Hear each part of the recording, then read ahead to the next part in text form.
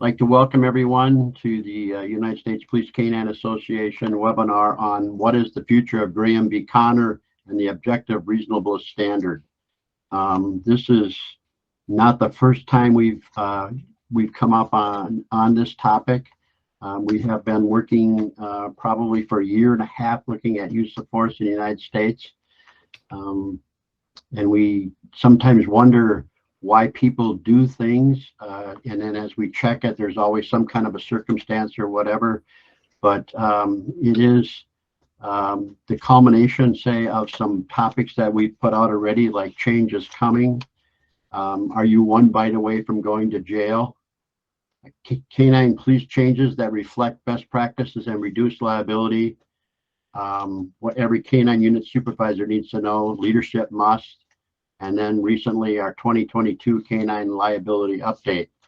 So we're building on all of those things, and so we have what we think is some of the content that you need to have about how the use of force and in general, and in especially the Graham v. Connor and how that's looked at around the country, and what some administrators are possibly doing to counteract some of the things that are happening in their department. So I'd like to just briefly introduce the speakers that will be here today. They have all of their resumes, or their bios, I should say, are attached, or you should have gotten them already. But I'd like to just acknowledge John Kerwick. He is a retired commander of the NYPD MTA. He has recently retired and is fortunate enough to be able to come and help us out with all these things. He has a lot of knowledge.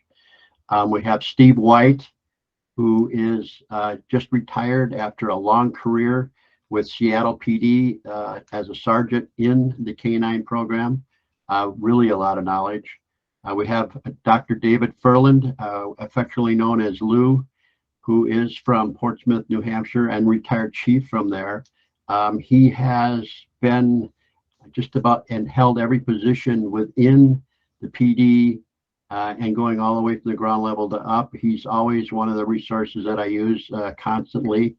Then we have Gene Ramirez, who is our USPCA attorney. He is the founding partner of Manning, Cast, Elrod, Ramirez and Trester in LA, and he's also the attorney for the California SWAT Association, if I got that right. He is the one that gives the legal updates and things. And then we have Scott Sargent, who is also from LA. He's a former canine handler. He retired from the LAPD as the canine commander of the use of force division, and adjudicated over 13,000 cases while he was in LA in that position. He also is now an attorney and brings a lot of knowledge about the use of force, as he is one of the attorneys that attends some of the consent decrees and is assigned to a city right now, actually. So I'd like to start with Scott. Scott, would you please give us your thoughts? Yeah, sure. Thank you. I appreciate it. I think it's a great opportunity for us to get on and start talking about Graham, rather than talking always about, specific canine stuff. It's good to be able to step back and take a broader look at stuff. And I think today we're talking about what's the direction of Graham, where we're headed, and it's more of a conversation today between everybody. And I think all of us on this panel feel kind of the same way, that Graham is changing, and there are a lot of more changes to come.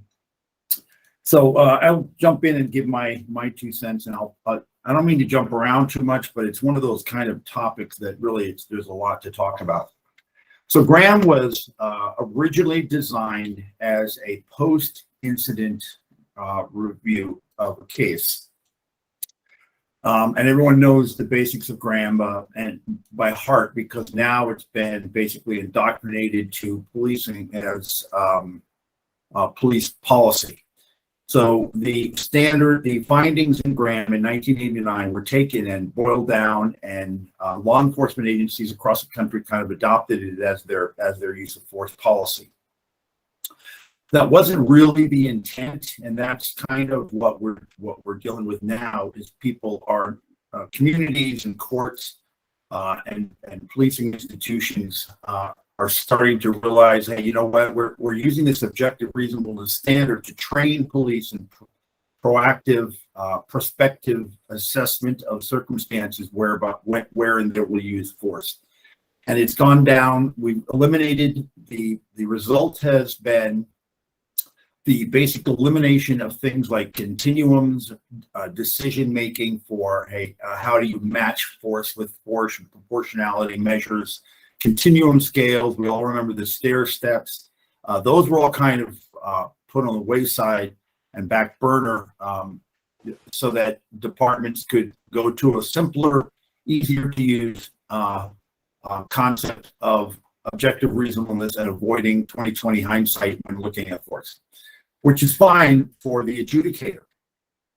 It's fine for people that are for the institutions and communities and courts that are looking at the force and objectively assessing what occurred and trying to determine whether it was in department policy. It wasn't designed and doesn't quite easily completely replace police policy on use of force, which is what it essentially has done over the years. It's replaced the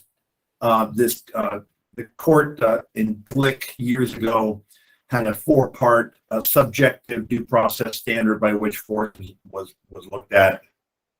It didn't meet these standards, but it was more of a subjective standard, and it replaced it with the word objective, which is kind of why everyone liked it. It's like, we'll look at it from the shoes of the cop at the time the incident occurred. We're not going to look at it from 20/20 hindsight, cup of coffee the next morning. We're looking at someone, what they did the night before. That was kind of the blessing of it, is it ensured that all reviewers looked at use of force through the eyes of the cop at the time it occurred, based on similar officer with training and experience. Would they have made the right decision? Therefore, was the decision a right one? Was the force option a correct one? And that is absolutely a correct premise by which force should be assessed. But the fact that we were using it as a tool to now proactively train was problematic. So, hey, go on out there and use reasonable force. And cops oftentimes in the beginning, as you might remember, kind of looked at each other like, well, what does that mean? Well, just be reasonable. And that's kind of was our direction to police. It became a problem when not everybody's actions was objectively reasonable, but we didn't have a whole lot of a measure to assess a cop's actions other than what was written. So a lot of agencies that scrap policies for this objective reasonableness standard didn't give a lot to hold on to. So it's like we took a square box of policy and turned it into a ball where there's really nothing to hang on to except these basic objective standards for cops to apply when they go in the field.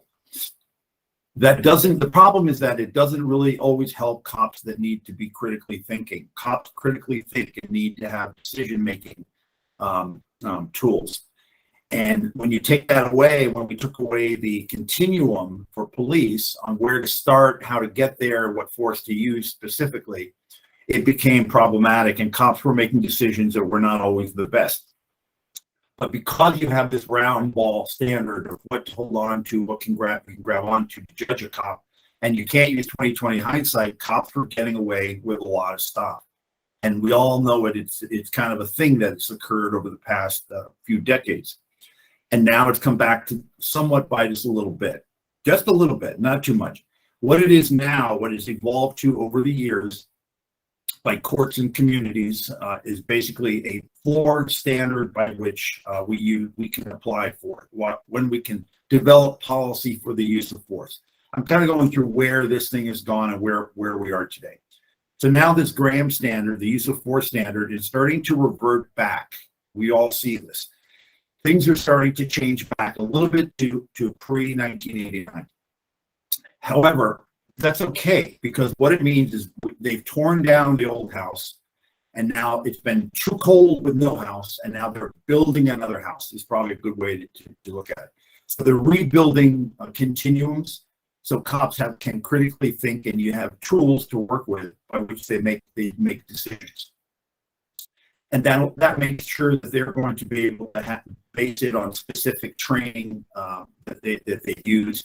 They expect to expend certain energy in de-escalation and in that articulation phase. And we start with command present scan, and then we move forward.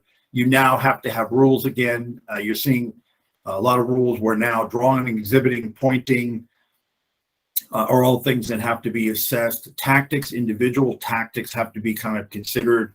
And we're seeing a lot of words like necessity, whether force is necessary. We're seeing proportionality, and we're seeing a different definition of objective reasonableness, all kind of mixed together into how we're doing force. So every time you look at these different policies coming out of departments across the country, and you see the 19 principles by PERF, and you see these policy papers by IACP in California, put out a 2020 post-standard guideline that talks about force and the future of force. These all basically speak to that. What we're going to end up with is kind of what some agencies are putting into policy now.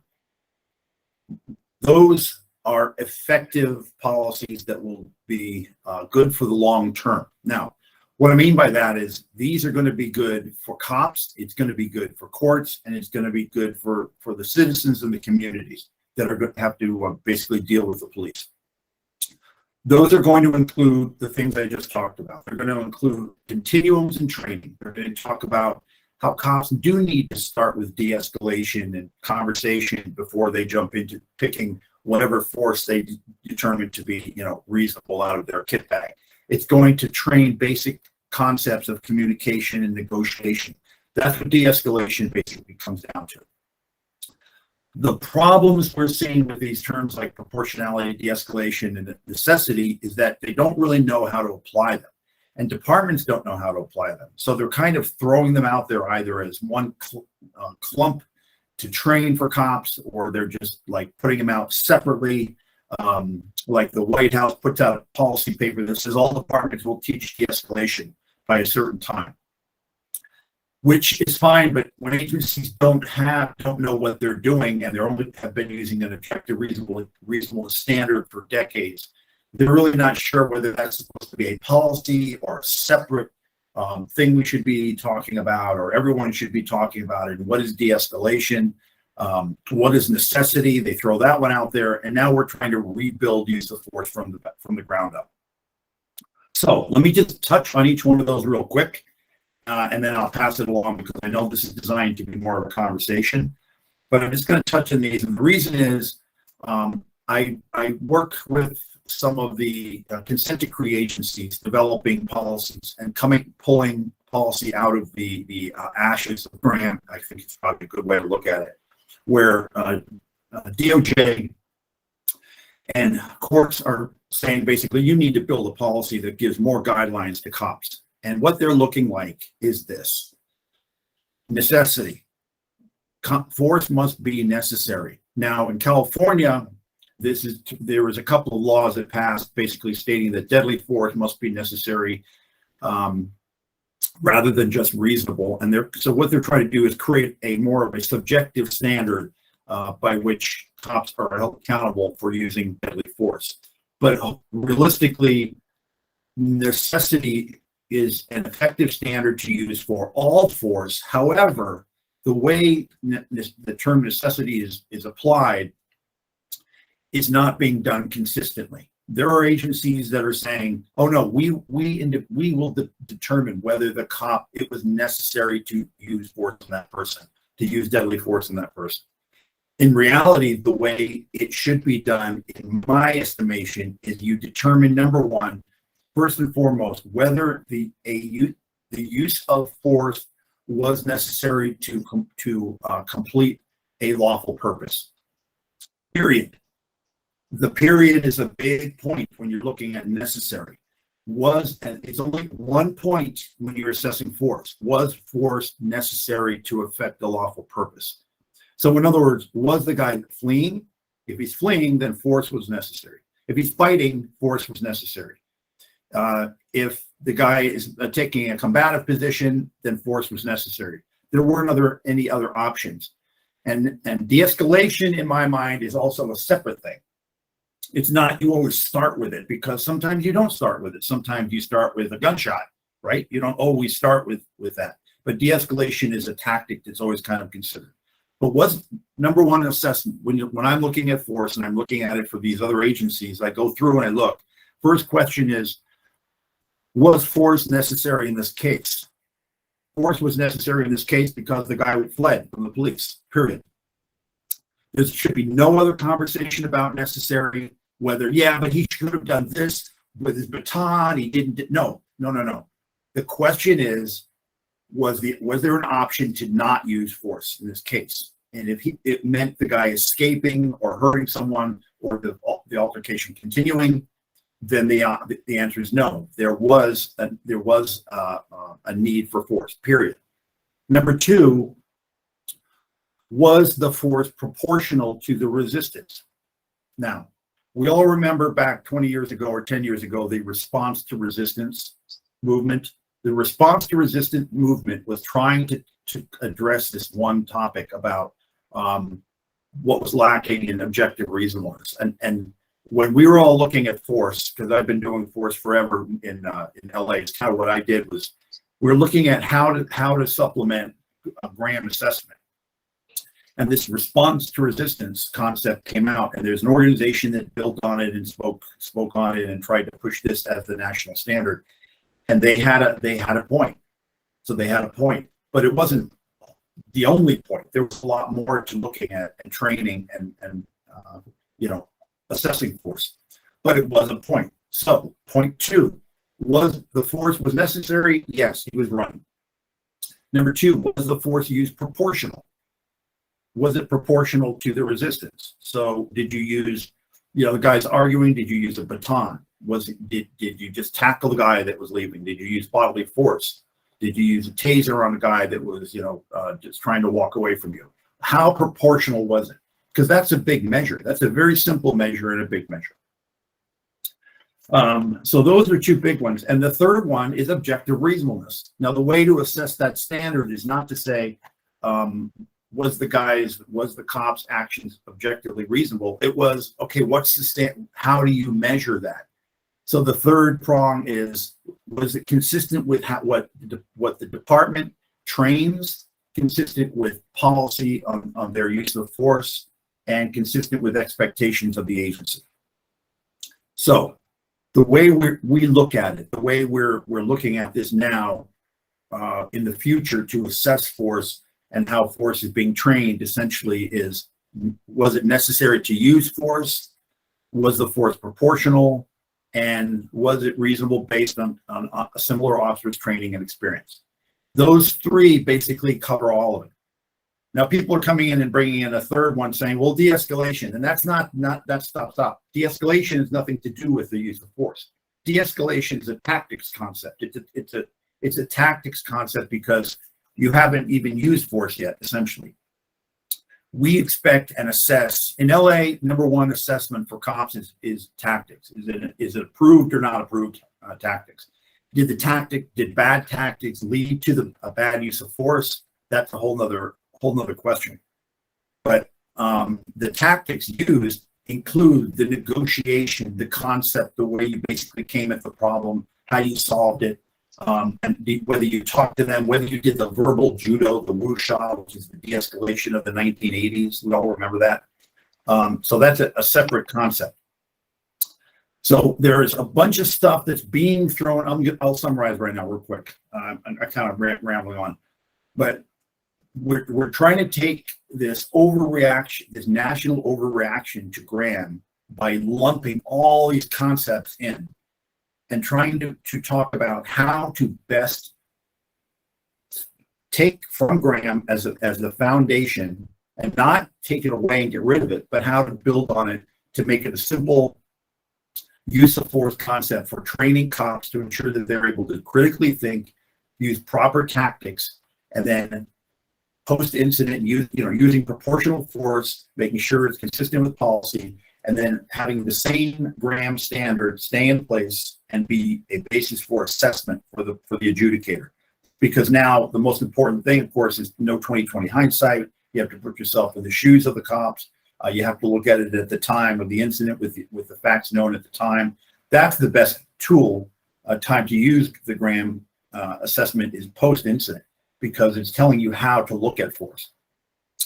But we're trying to fill this void in, well, how do we train force? What terms do we use? And what do we put in the place of this Graham standard that's been around for so long? And in my mind, this is the way it's been kind of unfolding, the way you see a lot of agencies kind of putting it out there. And it's not a bad thing. It's just that if we don't take, I'll leave with this, if we don't take control as an industry, if we policing don't take control of the future of Graham, the future of law enforcement use of force, and the way we're training it, and the way we're kind of reconstituting it, then someone else will put it together, and it's not going to be something that we like. So it's important that we kind of grasp all this, put it together, and put it out there as, look, this should be the standard by which we train force and how we assess force. Anyway, I hope I didn't ramble too much. I appreciate the time. I'll pass the baton. Thank you, Scott. I appreciate that. Just as a word of notice here, we're going to go through the subject matter experts here rather quickly, and then we're going to open up the questions, and then we're going to have the roundtable discussion with all of you participating. That was our plan anyway. Gene, would you like to? Thank you. Well, good morning, everyone. Picking up from where Scott left off, a history lesson is indeed appropriate, because I started in law enforcement before Graham v. Connor even came about. I was there in 1981, and so our standard was a lot different than objective reasonableness. It's either good or it's bad, basically left to the reviewer of the use of force report. But since Graham, and I'm worried, my concern is that there is an erosion of Graham, whether we acknowledge it or not, but I'm starting to see it more than ever, particularly over the last couple of years, ever since the George Floyd incident. As Scott noted, Graham versus Connor talked about generally force must be objectively reasonable. In other words, what would another officer do if placed in the same or similar set of circumstances as you with the same amount of training? That same amount of training part kind of gets lost. We just look, well, what would another officer have done? And that's where the experts come in and they debate that. The other part is that it will be looked at from the perspective of a reasonable officer on scene without 20/20 hindsight.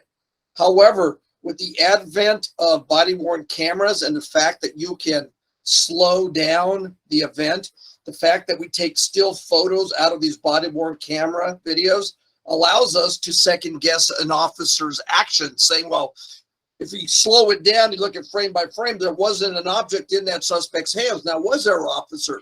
Well, our officer's looking at it in real time in the middle of a critical situation where the adrenaline's pumping, and he may have thought, or she may have thought, they saw something in that suspect's hands, but when you do it frame by frame, then yes, there was nothing there. That should not be allowed to happen. However, I'm seeing it in some of my cases that courts are allowing that, but yet that goes contrary to Graham versus Connor. Then, after the George Floyd situation, I was relegated to working remotely because our governor here in California shut down all our businesses. So I had a chance to watch a lot of trials, the George Floyd case. I had a chance to read a lot of articles, and the New York Times did a series on, has Graham v. Connor outlived its usefulness? And it talked about, why is law enforcement relying on a doctrine that is over 30 years old? Is it time to move on to something else? One of the issues they talked about that Graham allowed for the allowance of the fact that police officers are often forced to make split-second decisions about the amount of force necessary in a particular situation. They want to take that away, and I'm meaning anti-law enforcement proponents want to take that split-second judgments. They think that we should have a more strict standard that would take away from that. I don't know how that works, but then in make sure I get the You're right. In 2016, January 29, a document called Critical Issues in Policing series was released by the Police Executive Research Forum, or PERF. And it came up with this document called Use of Force, Taking Policing to a Higher Standard. And it came up with 30 guiding principles. The main one was that departments should adopt policies that hold themselves to a higher standard than the legal requirements of Graham v. Connor. They said that the decision should be seen as necessary but not sufficient, because it does not provide police with sufficient guidance on use of force. As a result, prosecutors and grand jurors often find that a fatal shooting by an officer is not a crime, even though they may not have considered the use of force proportional or necessary. Agencies should adopt policies and training to hold themselves to a higher standard based on sound tactics, consideration of whether use of force was proportional to the threat and the sanctity of human life. That was the first time that I was introduced to the terms proportionality and necessity. I figured, this is never going to go anywhere. This is an erosion of Graham versus Connor, and a lot of law enforcement organizations fought back. But now, as we look what happened almost 7 years ago, it has come to fruition. And we're seeing states like Maryland, Illinois, certain departments, LAPD, Denver PD, are adopting these concepts of necessity, proportionality, and de-escalation. It is becoming the new standard, whether we like it or not. So I think, as Scott explained, we need to understand the terms and how it evolved. PERF defined proportionality as how would the general public view the action that law enforcement took? Would they think it was appropriate to the entire situation and to the severity of the threat posed to me or to the public? So if we apply it to our world of canine, if this is not a serious felony, but your department allows to deploy dogs on misdemeanors or a potential of threat, is that proportional to the actual threat being presented to the canine handler? And is that appropriate deployment? As we know, there is movement to get rid of bite dogs because they feel that the use of dogs is no longer appropriate. I think a lot of us the other day talked about an article that came out whether drones are more appropriate than dogs now. They're certainly cost less, don't have to feed them, provide a special car. Liability-wise, they're not as expensive. So now a chief of police called me the other day and said, Gene, should I go to drones instead of dogs?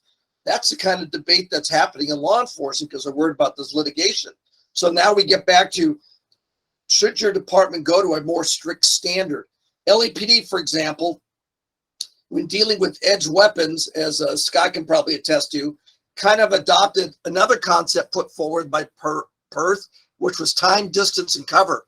If you're dealing with an edge weapon, back off. Give yourself plenty of time, distance, cover, call for backup.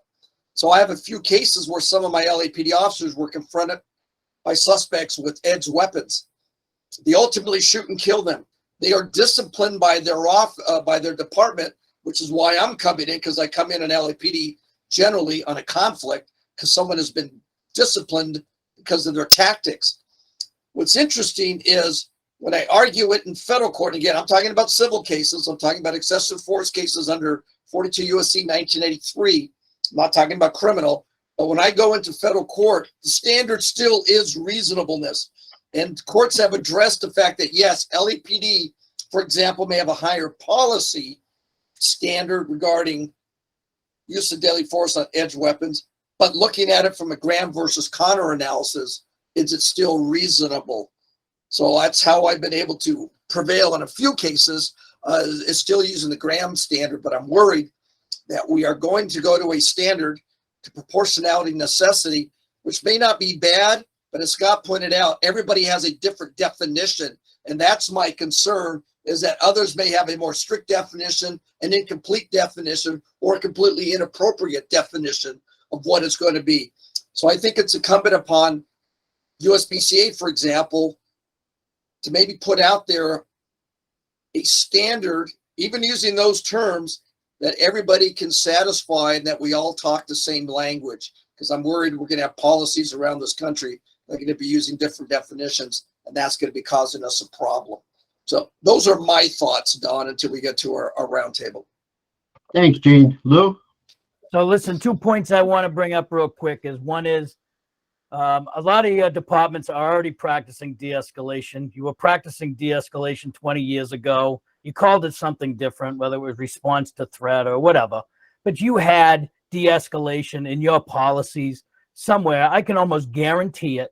So this whole epiphany that, oh, geez, we're going to be doing all kinds of criminal justice reform because now we get de-escalation. It's the same pig in a different package. It is just the same thing that we have been doing. We might be wording it differently, but most of us have been doing it.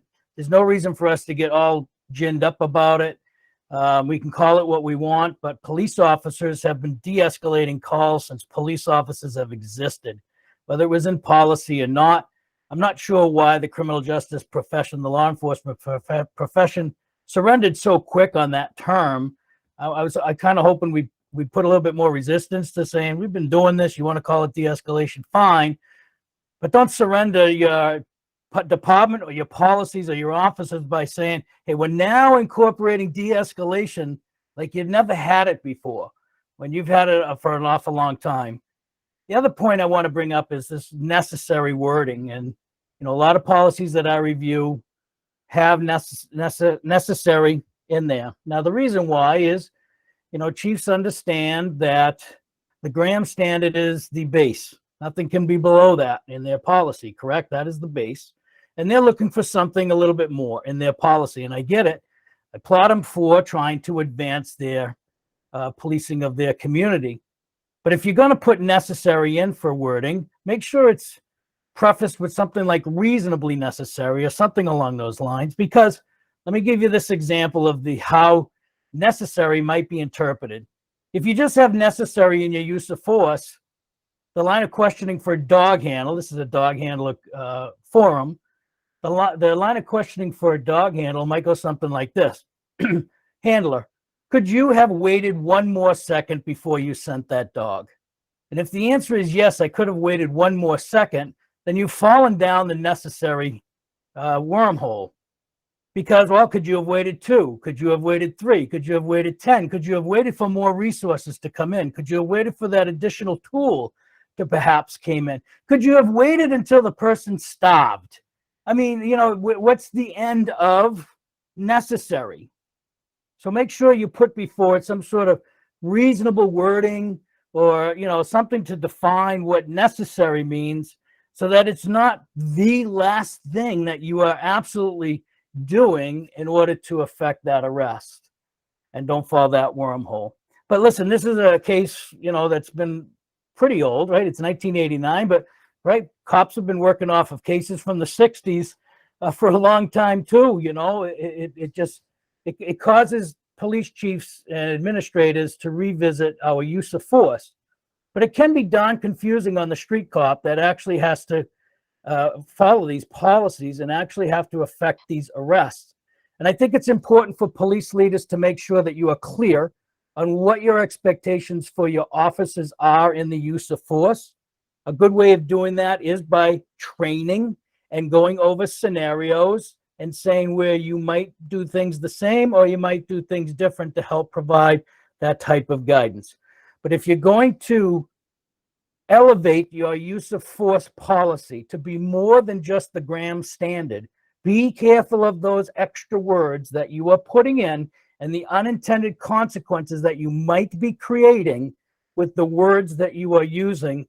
And my last point, for goodness gracious, admit that you have been doing de-escalation for the last generations of police officers, and that you might be refining, revisiting how you actually deploy different personnel to different calls. I can understand that, but don't pretend like de-escalation is this panacea that's going to be fixing everything, because cops have been doing, everybody in this panel has been doing de-escalation, I'm sure. So thank you, Don. Thanks, Lou. Steve? Oh, where to begin? First off, I'm in agreement with a lot of what's already been said. And I'm just going to throw out that I look at what's going on right now, not as the rebuilding of another house as much as Scott described, but more as what I hope we could do instead of rebuilding another house is actually do a remodel. there's not, you know, there are good pieces to Graham versus Connor and the objective reasonableness standard that are worth keeping. It does give some clarity in terms of the three prongs that people always talk about, being the the severity of the crime, resistance by flight or struggle, and whether there was an immediate threat to officers or others. There's a little hook in there, I'll give that. But Scott laid out that departments are not obligated to use the fourth prong, which is that the events should be viewed not with the 2020 hindsight, but from the perspective of a reasonable officer at the field at the time. Courts are the only ones who are bound by that standard. Police departments, police legislatures are all going to engage in 2020 hindsight. Police departments are going to do it as a part of self-critical analysis, trying to find better outcomes. So they will break things down and they will look at them in minute detail. And we have to be prepared. We have to understand that that's a piece of what's going to happen. We cannot hang our hat on Graham's fourth prong and say, well, you can't look at me with 2020 hindsight because, sorry, it's only when you get to federal court is there even a hint that there's a bind with that one. The other thing I want to bring up based on what we've already heard is when we talk about things like higher standards, just to let you know that when the defund the police movement and anti-police movement really got to a boil in 2020, in Washington state, it resulted in 13 different bills before the legislature to constrain the police. 13 bills. About half of them actually made it through with modifications, and a couple went through and were modified. We had the necessity standard in place in 2022 as a result of the 2021 legislature. And it put things to a real standstill, particularly that necessity standard for deadly force in House Bill 1310. So I want to caution everybody that's here, consider Washington State and Seattle and the cities and agencies that work here as canaries in the coal mine. It's, we are just ahead of the curve if activists for police reform have their way. Now we take a look at the modern challenges we face from critics such as the Marshall Project and others. Canine becomes the ideal fulcrum point for which them to apply leverage on the entire law enforcement community. We can, the use of body-worn videos and other things like that come against us. And we have to realize is that as we proceed through our day-to-day work, and I think of all the panelists, I'm the one who most recently has been in the field working with biting dogs. So I can say I've been retired for a year now, and it hasn't changed. It's actually, things in Washington State have gotten a little better. We've actually cleared up some things. So I'm here to give you a little bit of hope, kind of like Scott opened up with, that some of these changes are going to be good. They're going to, because I would rather have clarity about something I don't like than to have murkiness about something that I think I like. And I think that's what has happened right now. And we have to take advantage of the discussion and come into it, as Lou described, being informed about the good things that we do. De-escalation is exactly, he's right. It is something that we have always done. It is nothing but slowing things down and trying to generate compliance. It isn't any fancier than that. There are a lot of little things, and you can go through whole classes on it, but at the bottom line, that's it. Slow things down and try and generate compliance. We all do that. We all do that. And that's, and if you have an officer that doesn't, that's a personnel problem, not a policy problem. And you need to address it. But from this point forward, we're going to see that Graham is being interpreted differently in different states, particularly some of the language in it. The one that really has the most inconsistent interpretation across court circuits is the immediacy of threat of harm to officers or others. Some agencies are saying it's got to be immediate, as in the axe is raised and about to be brought down on somebody's head. And others are saying, no, you can actually you can be speculative about this based on a reasonable risk to the public if that person gets away and gets into a public area or things like that. And until we get clarity on that, we're always going to wind up having cases that don't work out in our favor. It's just that simple. So once the courts give us clarity on this, we're going to be fine. But in the meantime, we have to get ahead of the curve. We have to be proactive. We have to go ahead and do what we've been doing for a very long time, which is flat out plain, have the highest level of professionalism in the entire department. That's period. Because we're in the mix more than anybody else. We've got the only tool that will drag us to a confrontation with a resisting suspect. And therefore, we're the ones that really need to up our game and realize that once we find them, more times than not, our work is done. It's going to be up to the arresting officers with us to consummate the rest. And that if a bite's required, it's going to be judged under the harsh standards of the current lens on Graham, that Graham is not enough. There will be stuff from within your department and from without. So take a look. Police dog bites right now are under more scrutiny. There's more talk about them, and we need to go ahead and make sure that we stick with our approach that we've had for years, and that is we have good dogs, we have clean work, and that's it. And if your dog's not clean, address it. I'm just going to move on from there. I don't want to preach any longer on this. I think it's time for John to go ahead and chime in. Actually, thank you, Steve. Actually, I'd like to open it up to questions and start the roundtable discussion going. And if anybody has any questions, this is the time. Aaron Stacy from Portsmouth. I just wanted to ask if anybody has heard of Lombardo versus St. Louis City and how that's going to come into play along with Graham. Gene's looking it up right now. I am.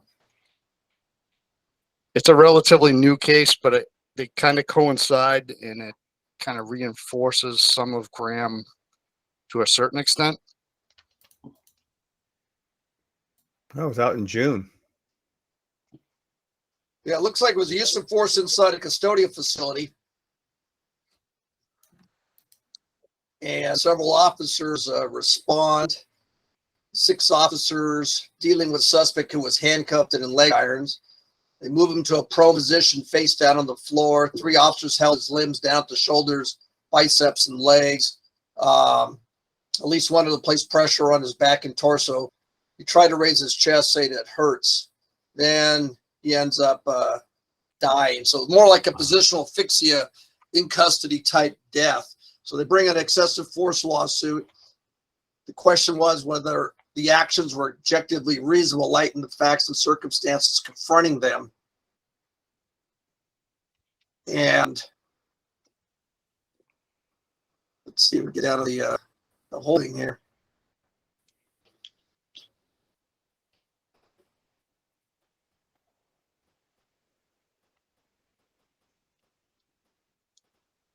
It's like the Supreme Court turned it down and said that we need more facts.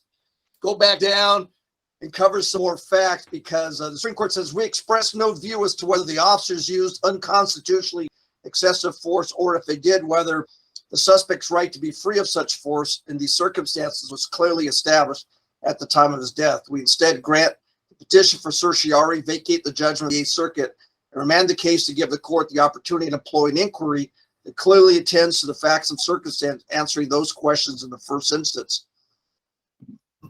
So it's like interesting. First time I see this case, looks like they're taking it back to the trial court to develop more facts to find out exactly what happened, to determine whether or not the officers would be entitled to qualified immunity if there's no case directly on point.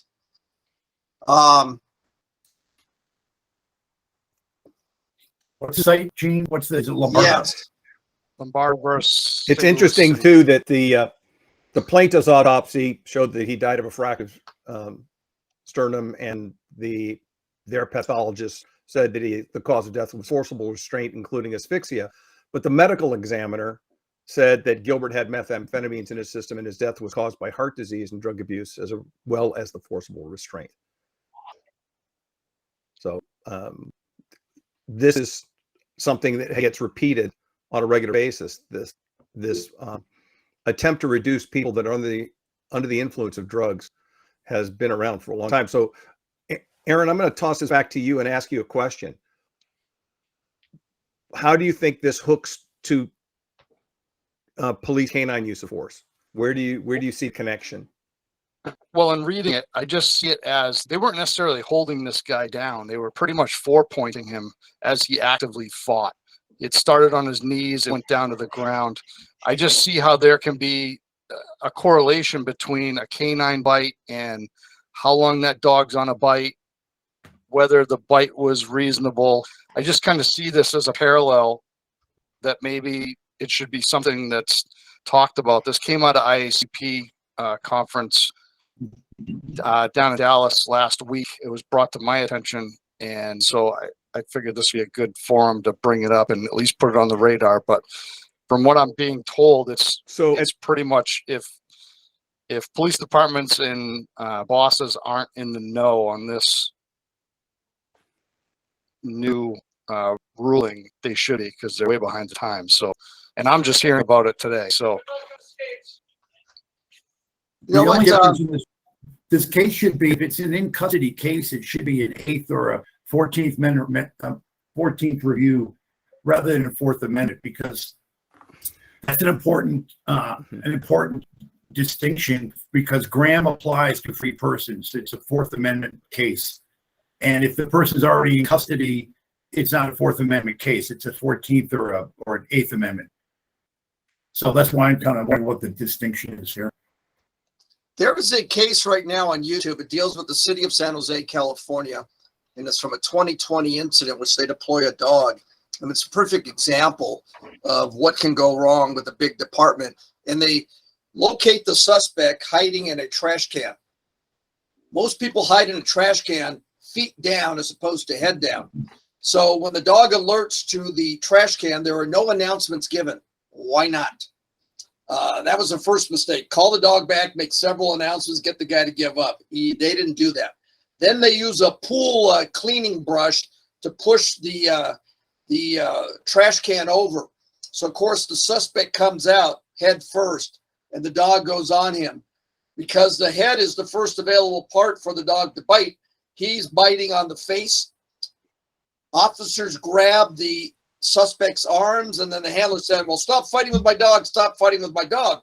He's not fighting, they're holding his hands, and the dog is latched on his face. The handler cannot get the dog off the bite. The dog eventually relocates its bite to the neck area, and people are freaking out. That dog was on the bite for over a minute. The guy now is suing for $11 million. He probably is going to get a substantial amount, because the actual crime was he allegedly assisted his girlfriend in stealing some property from a store. At best, a strong arm robbery, no weapon involved. People looked at it and said, okay, de-escalation, why didn't we give announcements? Why didn't we have 40 mil there when he got out? If he does something stupid, we hit him with 40 Mike. And then the fact that the handler had no control over his dog, and here he is choking him off and still can't get the dog off the bite. A handler better pray he doesn't go to jail. And that's a type of case where assault with a deadly weapon could certainly be brought against that handler, because he has no control over his dog. So if we apply necessity and proportionality, it fails under just about any definition there. Under Graham v. Connor reasonableness, I think it fails. So that's the kind of case that I'm concerned about. I will look more at this Lombardo case as to whether he was a pretrial detainee or had he already been convicted, because then that sets into motion 4th Amendment versus 8th and 14th Amendment. But it looked like the court punted it back to say we need more facts. Can I follow up on this a little bit, Don?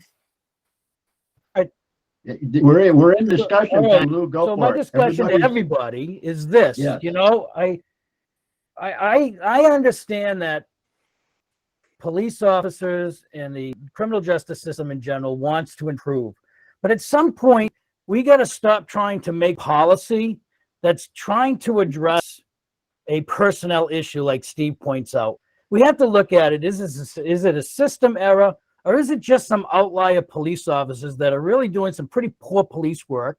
And we need to be able to call that out as pretty poor police work and stop twisting the whole system in all the country's police departments and confusing our street cops by coming up with new words and new rules and different things to say, okay, we just fixed the problem. But we haven't fixed the problem at all. We still need to have police officers going after somebody who hides in a garbage can. So that's one way not to do it. But, you know, we need to be able to train and suggest things to better do it. But it seems as though the system already addresses that type of misconduct. So we should stop looking at the system and just say, you know, there are bad police officers, there are bad police actions, just like there's bad teachers and bad doctors and bad doctor actions and things. And we need to stay proportional ourselves in our reaction to it. And the community needs to be reminded of that from time to time, you know, and not just police officers reverting to just the legal view and this was justified to do or not. We need to understand the community's agita about it and saying, that just didn't look bad. And we really need to have our police leaders saying that looked bad because it was bad, and call it a day and move forward. And instead of trying to change up all the system, and I'm just throwing that out there. Go ahead, John. Hi, everybody. Thanks. And I agree with basically everything that everybody's put out there so far. And Lou, I like your point about discipline versus policy. But the thing is this, I try to look at this as a solution, ideas to generate some discussion here about solution too. So if we have a personnel problem, we have to address it. But is law enforcement as the industry creating some of this problem?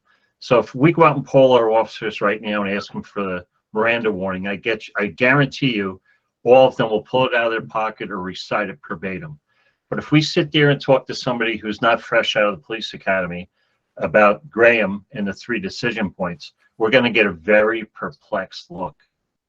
And I think that's something we have to incorporate into our training yearly, monthly, to actually be aware of what it is, and more importantly, be able to write about the 3 decision points when they do a report involving force.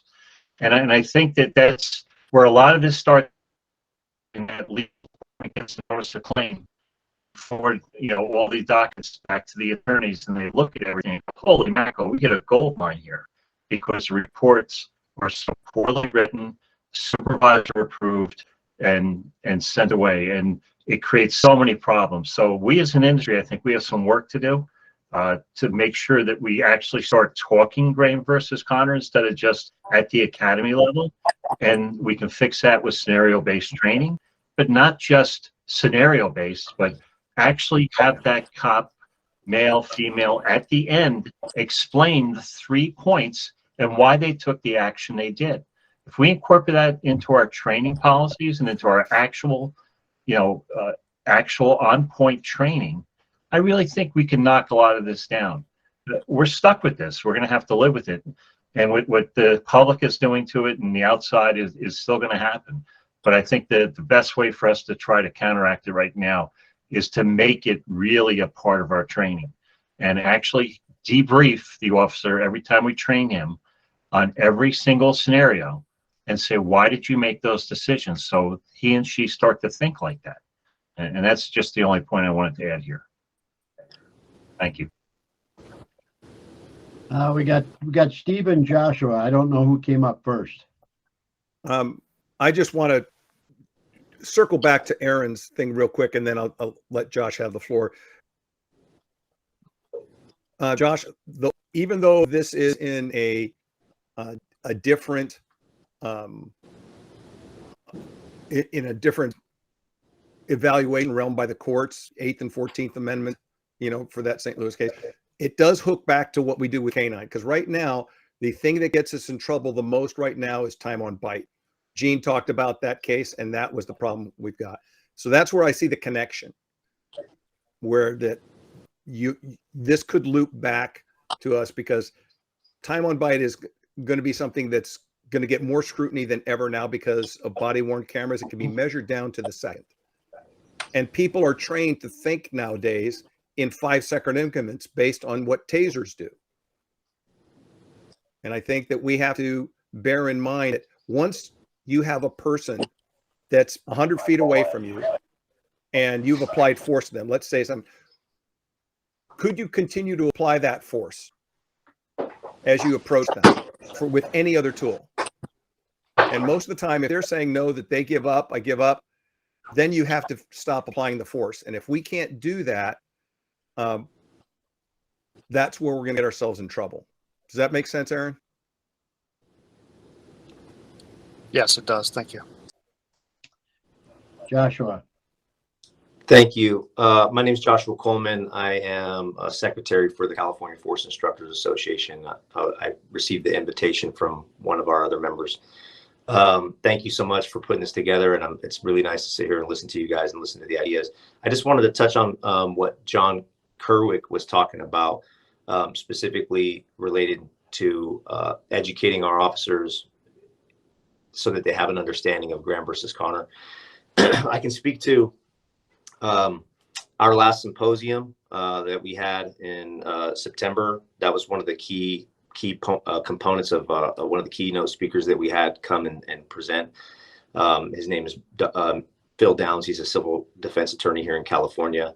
And I have to say, just understanding from my own personal experience, what I learned in the academy, what I learned as a young use of force instructor, and then going through years of instruction, working with really good instructors and subject matter experts, that my own understanding of Graham versus Connor was severely lacking, especially understanding what the true important part of Graham versus Connor is and how that plays into how we do our jobs.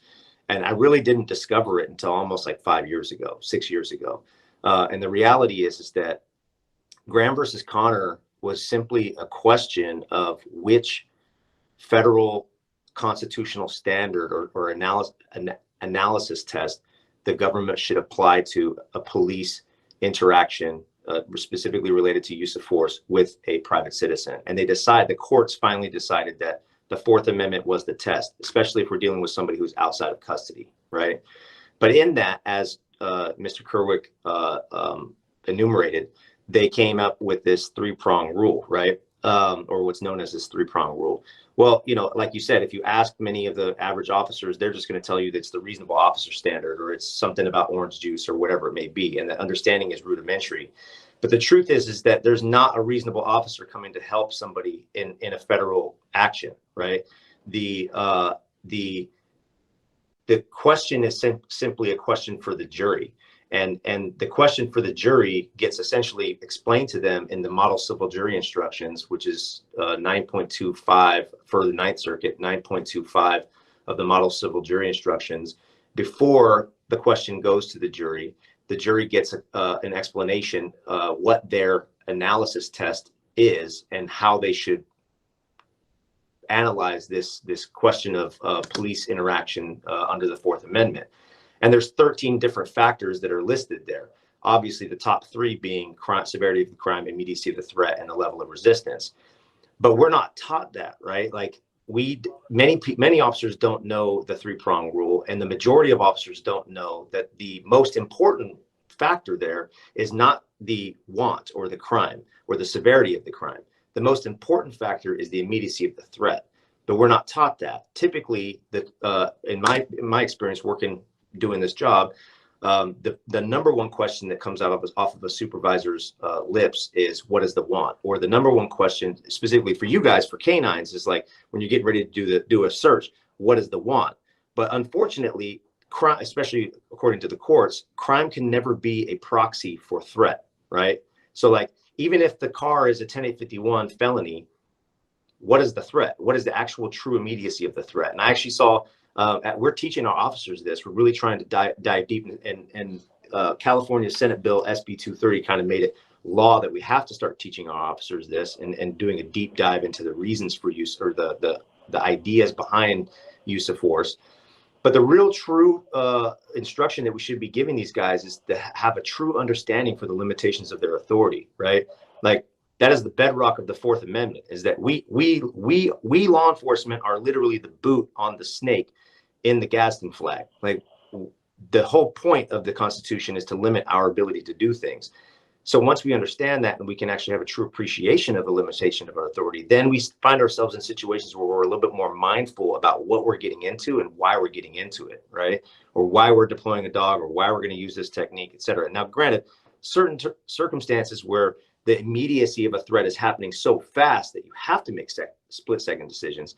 But in California, as you've seen, like our new state law kind of puts us in a situation where we're required to take a step back and use as much time and distance as we can to limit our actions, right? So I just wanted to touch on that, John. I agree with you. I do think that education and that we don't do a good enough job in this profession at explaining to people the rules of the game. And once you understand the rules of the game, then it makes it very, very easy for you to recognize when you might be out of bounds versus when you're not out of bounds. That's the only thing I had to add to you guys. Well, good point, Josh. And I think Ken's the one that probably sent you the invite, because we had invited him. But I think we get a rudimentary analysis of Graham versus Connor when you go through the academy and a lot of your legal updates, because I disagree with Perp. I think there was a lot of meat on the bone for Graham versus Connor. We just don't get into it that much. And I also think if we look at Perp, and I remove my bias against them, there is some valid points that Perf is making regarding what is proportional, what is necessary. But like John said and Lou said, it has to be reasonably necessary, not just necessary by itself. So we have to have a qualifier in front of it, because we can never meet a true necessary standard. And a reasonably necessary hopefully gives us more guidance. So I think you're well taken. And before we move on, like I noticed you were, sir, were using the term erosion of Graham, and I read an article about a year ago talking about the erosion of Graham, and I too also kind of believed that was an adequate word to describe what's happening, right? I mean, I recognize there's something happening, but we all recognize there's something happening. So like, what is it, right? But when you really look at the case decision and what the case decision truly is, it's just a balancing test. And that balancing test is just a question for the jury. So if we're talking about federal versus state, right? So like that balancing test is just a question for the jury. Well, what happened? Well, our juries are different, right? Like the juries now, you can read what they're instructed, and they may go, oh yeah, okay, a police officer may use such force as is, quote, objectively reasonable under all the circumstances. You must judge the reasonableness of a particular use of force from the perspective of a reasonable officer on the scene and not with 20/20 vision of hindsight. Although the facts known to the officer are relevant to your inquiry, an officer's subjective intent and motive are not relevant to your inquiry. And now I'm going to give you this decision. Go to your jury box and discuss it amongst yourselves, and then they can just decide, no, I don't think they should have done this, and then vote the way they vote. So our juries are different, which is the issue, right? And so that's why a lot of these cases are settling out before they go, and some of these decisions are being, and the judges are different, and the society we live in is just the perspective from which people are analyzing these questions is just a different perspective. So I think the case is still the same case. I don't think it's eroded at all. It's pretty clear in there, what the judges have said as far as what they want us to do, and really it's the balancing of the gravity of our intrusion versus the nature of our government interests, right? And like that's proportionality right there, essentially, right? So we spend years talking Graham versus Connor. Jurors get at best a couple hours to understand what Graham versus Connor is. We're giving them a very difficult job to do. Mr. Davis. Well, thank you. I appreciate it and appreciate the conversation. I just had a question about, in light of the Mendez case and the look at provocation or segmentation and officer created jeopardy, especially in the Ninth Circuit. How is that now impacting the look at pre-incident tactics? That's number one, and I have a follow-up question. Well, the provocation rule was taken away in the Mendez case, and we're not going to do that old style. However, we still have County of San Diego versus Hayes, which does talk about our, for example, pre-shooting tactics. Could we have backed off? Could we have called for more personnel? Were we dealing with a suspect armed with the knife, where we could have created distance? Were we dealing with a suspect who had an M4, and we have to do different tactics? So I think the Hayes decision, which all California deals with, in a lot of policies now, our Attorney General Bonta has entered into a couple of stipulated judgments with some police departments in California, Bakersfield PD for one of them. And part of the stipulated judgment was supervisors need to look at the tactics employed before the use of force occurred. So it is going to the Hayes, and probably hidden in there, although you can't talk about it legally, is, did we provoke this situation? Were we the catalyst for causing this? So that is certainly an analysis that must be kept in the back of the mind, but we call it pre-shooting tactics, is how we refer to it. Hopefully that answers your question, Mr. Davis. It did. It was a big subject in law enforcement training prior to the Mendez decision, but I didn't know how the ripples were affecting California law enforcement. But second point is just this. In Virginia, for instance, the legislature had increased the standards for the use of deadly force more than Graham. There were many subjective and hindsight-based, questions, that are involved in the new law. The problem is that the Attorney General did not require any training based on the new law. So you have law enforcement officers who are operating and are still operating without having any training on the new laws and the legal standards on the use of deadly force. And by the way, I had a case in Bristol, Virginia, in which, although they teach Graham in Basic Academy, the judge refused to allow it in the courtroom because he maintained it was a civil case. So the fight goes on. That is setting up officers for failure, and I'm against that. I want everybody to succeed, but we have to give them the tools by which to succeed. Thank you. I have a question about pain compliance, and in relation to what Josh was talking about, it seems that pain compliance should be on the downturn. We should not be. How many videos have we looked at this year alone where there were 5 guys with guns out, and all of a sudden out of nowhere comes a dog and takes this guy down who's just standing there with his hands up in the air? Well, pain compliance relies on proportionality, that with increasing suspect resistance, you can adjust your level of force upwards and downwards. If the suspect starts to comply, you can dial it back, give them a chance to comply. The problem you got with a dog is it's a simple binary. It's on the bite or it's off the bite. You don't have any control over the proportional. You can't be proportional with it that way and dial it back when somebody starts to say, okay, I give up. The only thing you can do at that point is get the dog off, release. So it's not the most effective tool for pain compliance in that regard. So we have to realize that that's the avenue of attack. If an officer is going to say, I use my dog as a pain compliance tool, they have to be prepared to answer the question about why did you use a tool that's not suitable for proportionality to apply pain in that particular circumstance. And it's going to have to be an overwhelming reason, I think, under the circumstances, the way things are being viewed lately.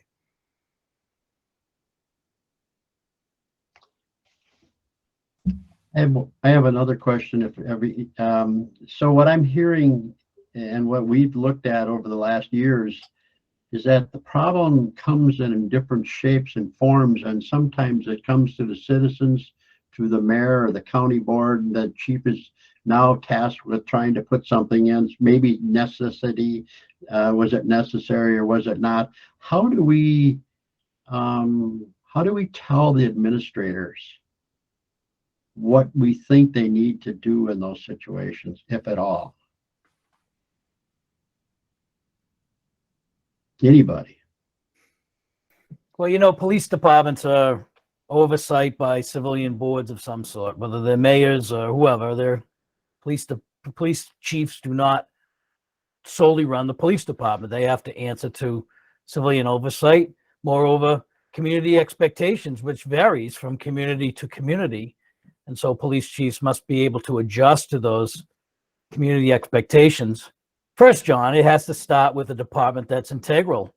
I mean, if you have a shaky department to begin with, their policies and the deployment of use of force or whatever is going to be called into question at different levels from departments that might have a little bit stronger moral compass and a little bit better reputation within that community to begin with. So it starts with the leaders leading properly and morally and ethically and having a sound and trained police force as well.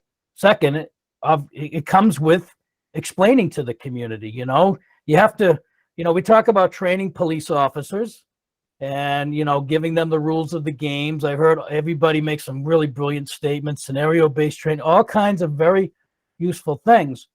But the police chief or the commissioners or whoever are in unique positions, not so much to train the frontline police officers, because those are usually left to training officers and things like that, but it's their job to train the public, to train the city leaders as to police policy, police operations, what they might be seeing on different videos. I mean, it's just because you become a police chief doesn't mean that you change it. Your job changes, where instead of training rookie police officers coming out of the academy as an FTO, you're training community, the whole community. And I think that's a big part of our police leaders' roles. And I think a lot of police leaders could improve upon the way that they daily communicate with the public, and those people who are above the police chief and are in a position of higher leadership within that community. Thank you. Anyone else have a question? Yeah, I want to talk a little, if you don't mind, Don, we've No, got a go little ahead. bit of time.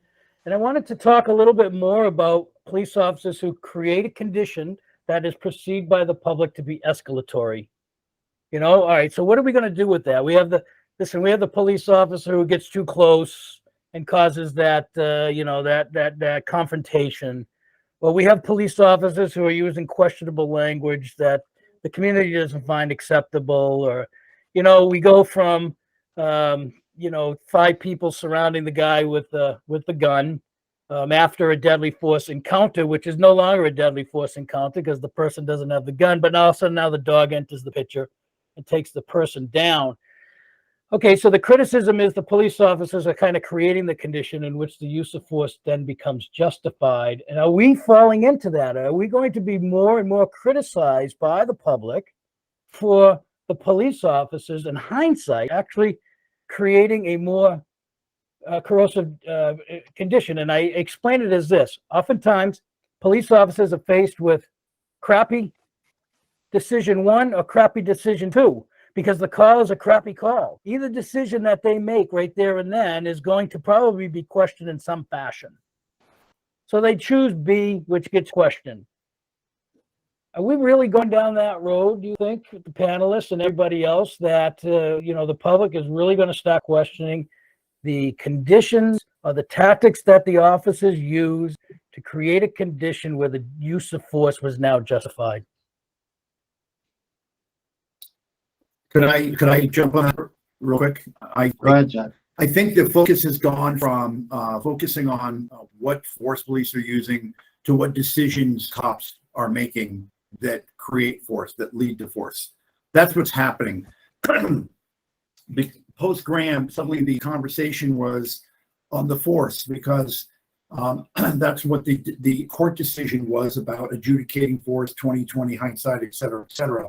But over the last 10 years, there's been a focus, and with the advent of body-worn cameras and cell phones, the focus now of communities, media, and governments and police departments is on the decision-making process. That's why you're seeing an emphasis on how we get into that situation in the first place. That's what's happening here, which is why we're all looking at the use of force policy, which oftentimes is really not the issue. The issue is exactly what you just said. It's how did we get from here to there, and how could you have avoided it? So everyone uses these Monday morning quarterback terms such as, was it really necessary? It's a subjective assessment. Did you properly de-escalate, and how did you deal with the guy? And was it crisis intervention? Should your assessment have been better? And distance, time, and space, and how you address a particular problem. And everyone's becoming a police tactician because of YouTube and because of body-worn cameras. So you're seeing this focus on that.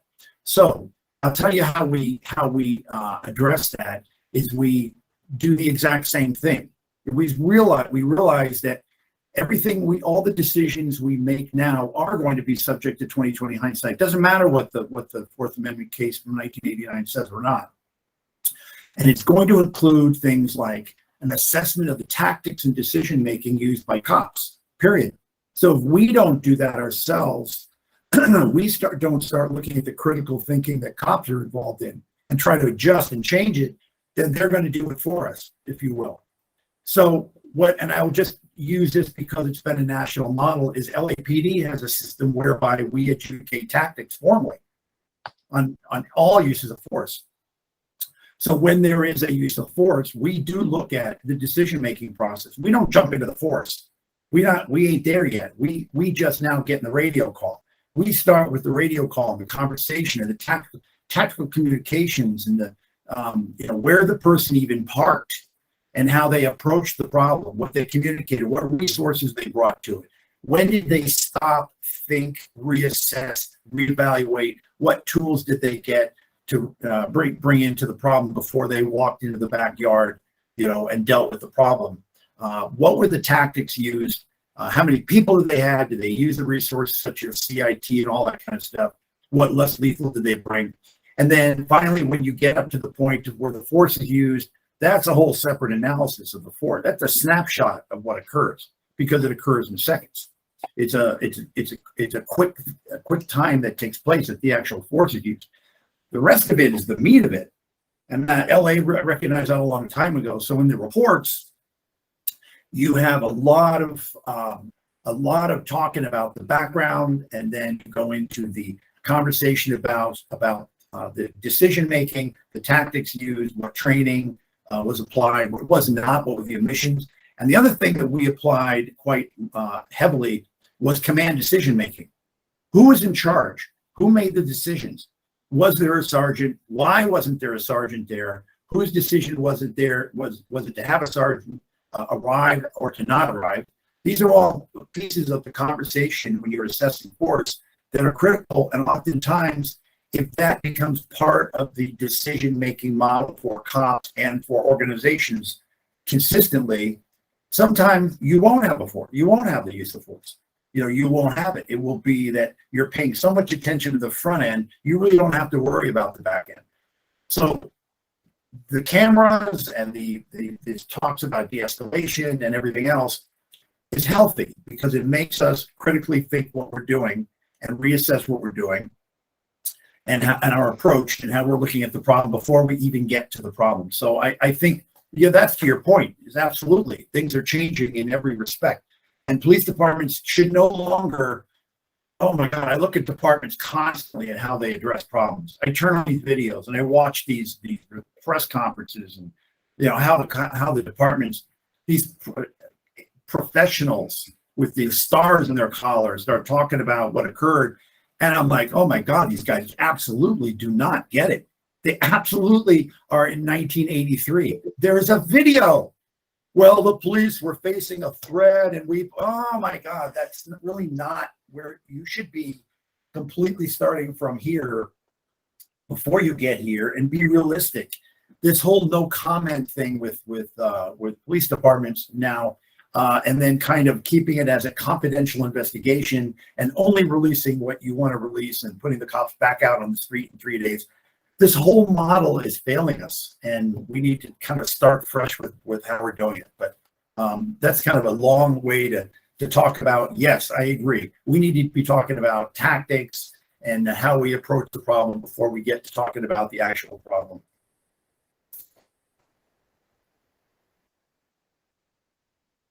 I'll shut up. You're on mute, Don. Yes, I am. I was just wondering if you were paying attention. Jason Andrews? I'm awake. Jason Andrews, Wyndham, Maine Police Department. I got the invite. I got to see Dr. Lou speak in Boston back when I was a supervisor for our one canine guy, only because he was on my shift, not because I knew anything about dogs beyond my bulldog. So I had not planned on saying anything until, Scott, you sort of started down a road that is something that's been on my mind for a number of years as an FTO supervisor and now detective sergeant. We constantly talk about these types of things after the fact. So Graham v. Connor and, the changes that are coming about, we're held to those standards nationwide, but individually as police departments here in Maine, it's easy for us. We have one training academy, and every law enforcement officer that carries a gun and has powers of arrest goes to the same training program. But across the country, I'm constantly seeing there's a disparity in training standards. And have we reached a point where we, as a profession, we want to hold ourselves to a higher standard? I think nationwide, we need to start working towards some national training standards if we want to call ourselves a profession and have the rest of our served citizens consider us as a profession. We need to start acting like it and stop saying no one else is going to tell me, police chief in Wyndham, Maine, if I happen to be, how to train my officers, or the state of Maine is not going to tell me how to train my officers. I think we're doing ourselves a disservice by not working together and establishing some concrete guidelines before an incident happens, instead of trying to comport to what the courts and the juries are deciding after a critical incident has happened or after a use of force incident has happened. Well, from your lips to Merrick Garland's ears. I mean, I think there are elements in the DOJ that would love nothing better than to create the equivalent of a British Home Office. But that works easy on a nation the size of Britain. It gets tougher when you have such different cultural norms. And the reality is the Supreme Court rules on everything that happens in this country, and they're going to make decisions on something that happens in Texas that will affect everybody in the rest of the country or in Maine. So I don't know if we could ever create something as logical as what you're describing. I mean, it makes sense, but the reality of the structure of our country is one that makes it really difficult to execute. Steve, can I cut in for a second? Yeah. You're exactly right, but we might be able to influence the thinking about training. Now, last Monday when we had our discussion, Steve, you talked about your seminar that you were at in Vegas or Nevada, and the 25% training, firemen, military. Can you go over that again? Because maybe that's where we might be able to influence some of these leaders and focusing more on the training, and perhaps that helps change the culture, help change the deployment, helps to elevate our policy. Can you kind of repeat what you were saying then? Well, I'm going to say that I'm borrowing part of the concept from Jocko Willink, retired Navy SEAL who's now got a very large public presence. But I think he pretty accurately describes that, particularly in any combat arms realm of the military, 20 to 25% of your time is devoted to training. In other words, the federal government has decided for the military, for those that are out there whose mission is to kill people and break things, that you better teach them how to do it. And also you better teach them the constraints on how to do it. And that takes a lot of training because the skills are perishable. And a lot of them are based on decision-making, as like we've been talking about. And the only way you can make people better decision makers is to put them in the crucible and test them regularly. And every time they get good at something, you throw something new at them. And that is the model. And Jocko Willink's perspective, and I agree with it, is the law enforcement community. All law enforcement should do the same. And the closest I've seen are agencies that work a 410 schedule. where they have 4 days on, 3 days off, working 10-hour days, and there's a 1 day overlap. And they have decided that every other Wednesday, half of the department will be in training. If you do the math, that works out to 12%, 12.5% of their available work days are spent in training. And that's half of what the military does. And yet we're the other people out there that have that same power in our hands. The public has entrusted us to do this.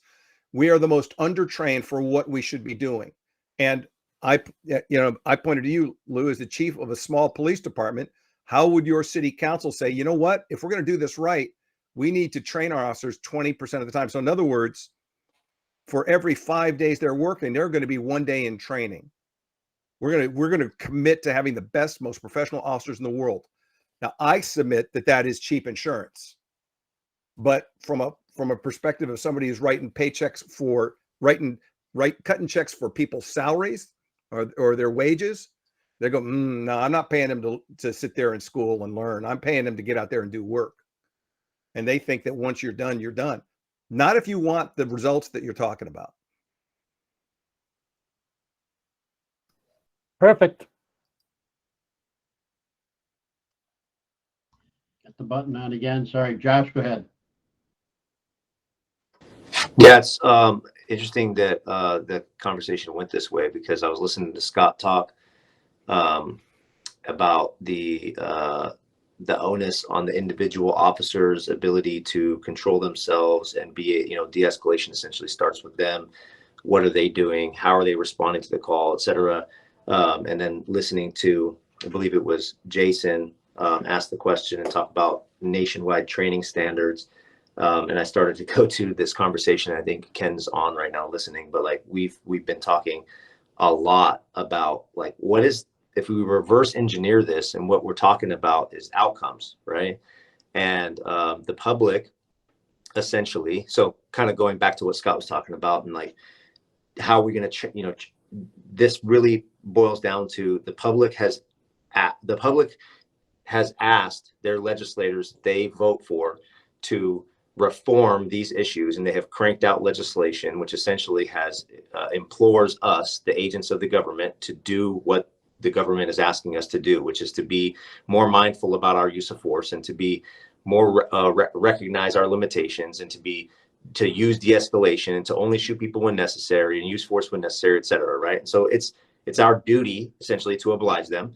But also you mix with that training standards, nationwide training standards essentially is what he's talking about.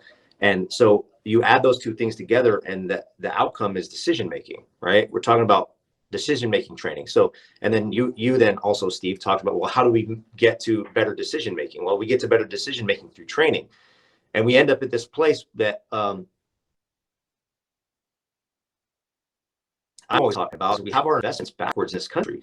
We had, it was a 2016 Commission for 21st Century Policing by President Obama, and we had experts from all over the nation that went, and they came up with their 6 pillars, I believe, of police reform. But out of that, well, we're now 6 years later, out of that, I haven't seen any agency that has gone to a model that you're talking about, Steve, where we're training 12 to 20% of the time. That is the only answer. The only answer to this question is to increase police training. We train in use of force less than a 12-year-old T-ball team trains for playing baseball. It is wild. It is incredibly wild. When you look at sports teams and what they do to create a better decision maker, let's say an NFL quarterback, someone who's been playing football since they were 6, has gotten access to strength and conditioning in high school, gotten access to doctors, nutritionists, and physical therapists, and watching game film in college and strength and conditioning. And then in the NFL, access to millions and millions of dollars of how to make them a better decision maker. And they still throw in interceptions and make fumbles. The difference is that no one dies in their game. In our game, people die in our game, whether it's cops or citizens. And it is a matter of critical concern in this nation, but yet we are not investing in it. The answer is training, period. So the question is, how do we do that, right? Like, do agencies, and then also in influencing agency heads, I don't know how we do that. We're trying at our own agency, Ken and I, And it seems like as soon as somebody promotes to a position of authority, whether a captain or a lieutenant, they become the subject matter expert. And if they just don't agree with your idea, regardless of whether it's grounded in science or grounded in law, it's just not going to happen.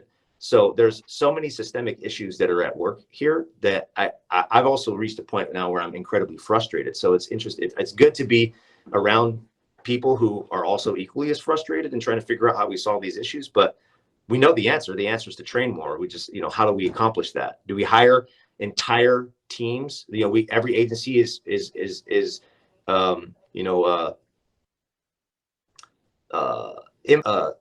the word escapes me, but we're just going to hire extra patrol teams to backfill other teams when they go to training. I don't know how to do that. So that's the last thing I'm going to say before I shut up. Well said. Hey, that was really good. Thank you. I have Robert Kroner. Bob? So I find it interesting that this has all come down to training.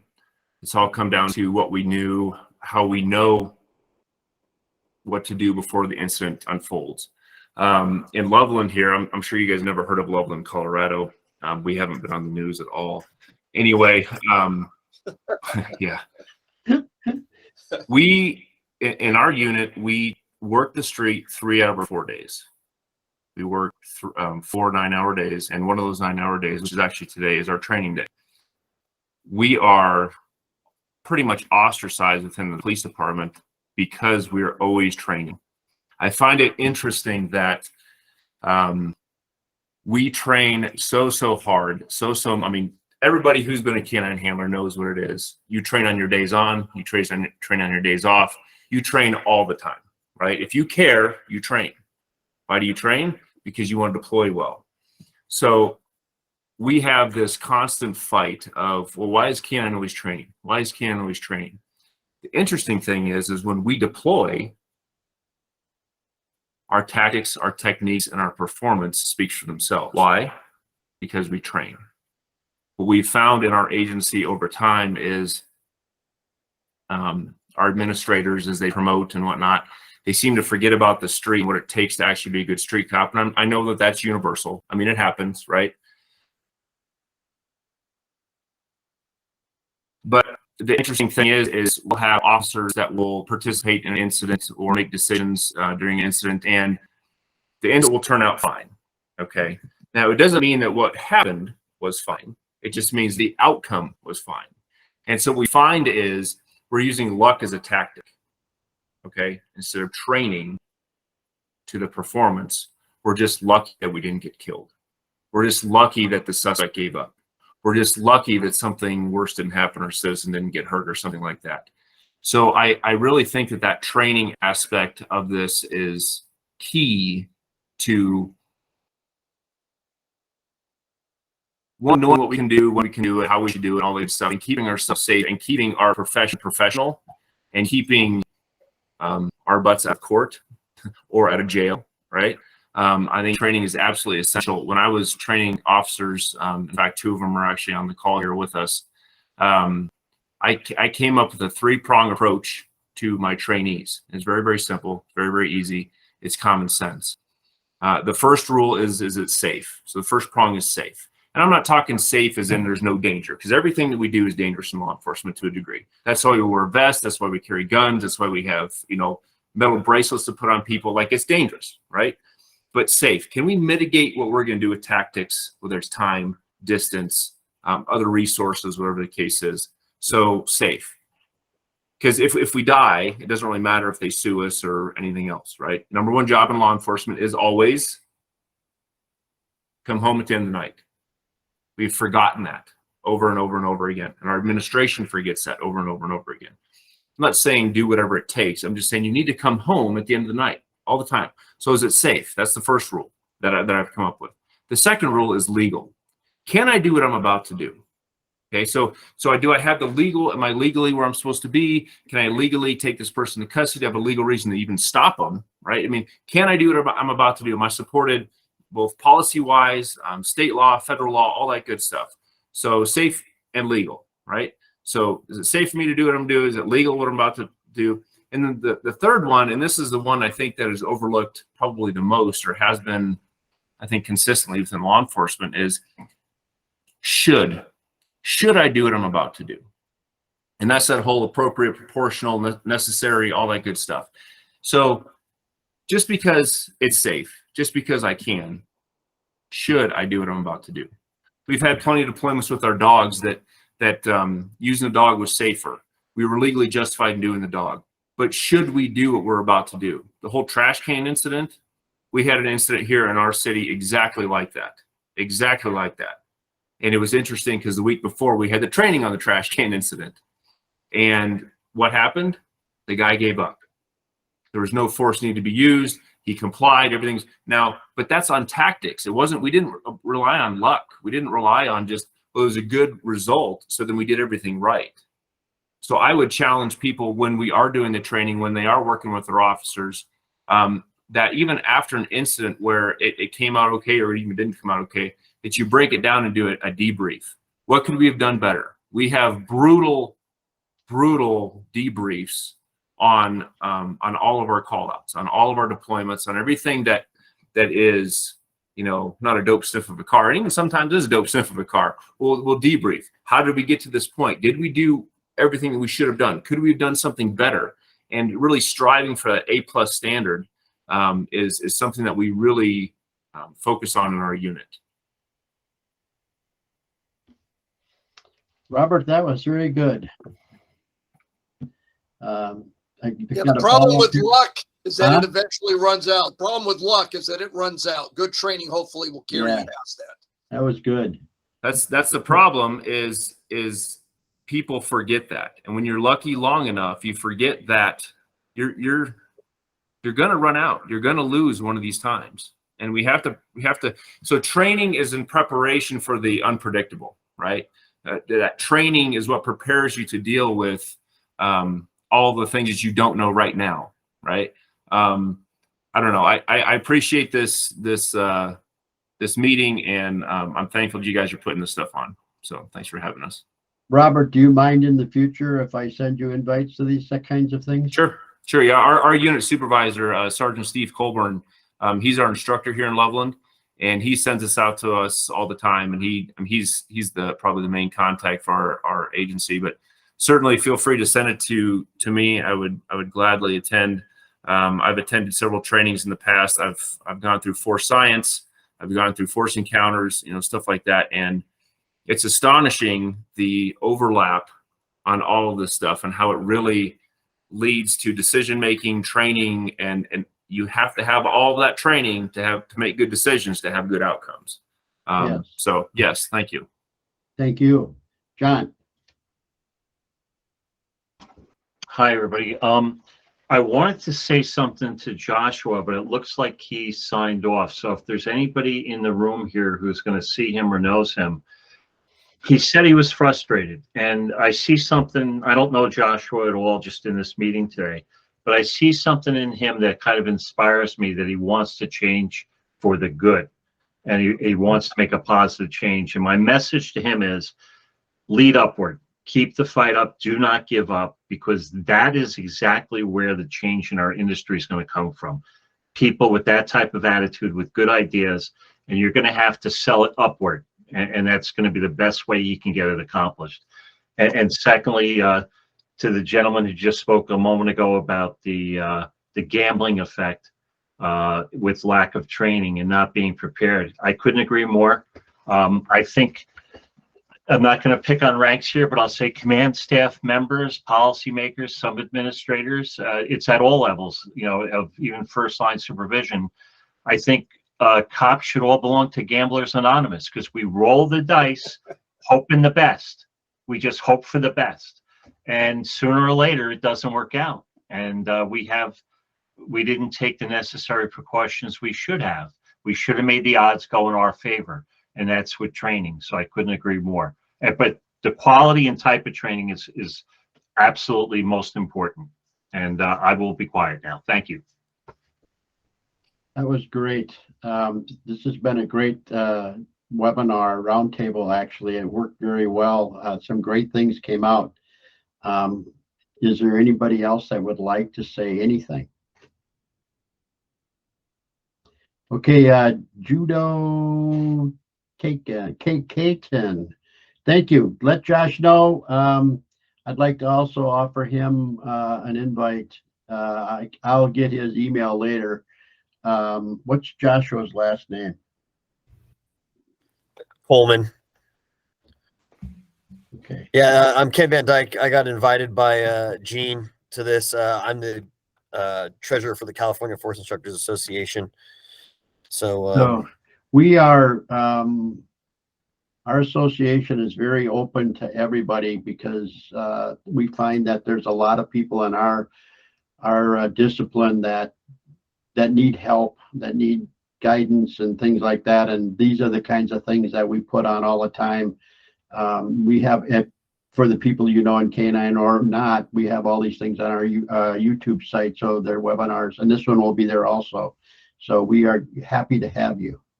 no, thank you very much for the invite. And same thing with us. We're a fairly new organization in California, a couple years old, and it's been more on the grappling side. But we're trying to expand that force umbrella to include canines and less lethal and lethal, and kind of combine it all under one force umbrella. And that goes back to what you said, John. The leading upwards. We recently in-house had some. I don't know if I guess is a failure on doing some new training, some combatives training of combining the range and arrest and control and kind of a holistic training approach that our test run didn't quite work, but we're still gonna keep driving and pushing and getting the outcome that we want.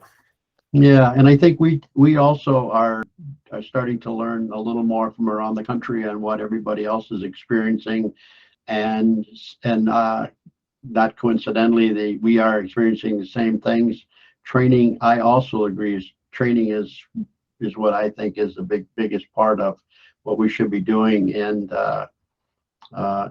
yeah, it's great. Thank you. Can I add one thing? Yes, sir. As we're leaving, I don't think we're all seeing the problem with training. We're seeing that there are higher expectations with a shrinking budgets for training. And if they give us a bigger budget for training, what happens to it?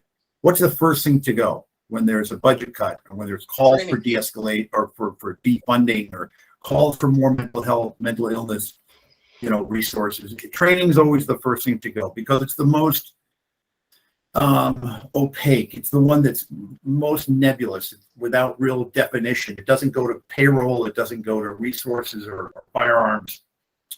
Therefore, in my opinion, and this has been, you guys have talked about this in a few different ways. The emphasis is going to be on leadership. So if everyone's sitting around in roll call waiting for new training to come out and teach people how to critically think, or to de-escalate, or how to talk to people, or how to try to intervene with each other, or prevent force, or improve tactics, and everyone's just waiting for that training to come down. And we heard rumor there's training. To stop the waiting and be a leader would be my message. Someone who a few of us on this panel are old and have seen everything come and go in law enforcement. And there's very little that good leadership cannot have put a stop to. When we're looking at, as far as a negative, or that good leadership saved the day, or saved a career, or saved a life. Really, and I'm not talking about waiting for the sergeant to show up. I'm talking about the cop, the two strike, the corporal, or the senior officer, or the FTO. Everyone out there is a leader. I've seen dynamic leadership coming from somebody who's out of the academy for 3 weeks, and who would have known? One might have been had done some time in Iraq. One might have been just not. One guy he had been previously in a medical profession, came out, and he did some stuff in the field where he impacted the actions of others and kind of held people back. and made sure that there were tactical decisions made before people went forward and saved lives. So the leadership has a big component in what we're going to be doing with force and tactics here into the future. We all know what de-escalation is and proportionality and all that. It takes people to enact it and to step up to the plate. So that's my one thing that I want to leave it with is, you know, none of this is going to necessarily improve. You're not going to see large amounts of training hours improve over the next 10 years. You're going to see the same downward pressures from people, from communities and from groups to defund and to do all this with higher expectations of, hey, why did you kill them? Here's the video. There was no de-escalation. But in the same video, you'll see 10 cops kind of getting involved and no one stepping up and being a leader and stopping the problem or coordinating the problem. That's where we're going to save ourselves a lot of grief, is by developing better leaders in-house and just encouraging leadership within our organizations. So I'll leave it with that for me. Thanks. Okay, thank you, Scott. Thanks, everybody. This has been really good. This will be on our YouTube page in about a week. So if you need to reference it for anyone, or you need to look at it for those that missed the first part of it, that's great. For the K9 group, thank you so much. As always, you came through really well. Be safe. Talk Thanks. to everybody. Y'all take care. Take care, buddy.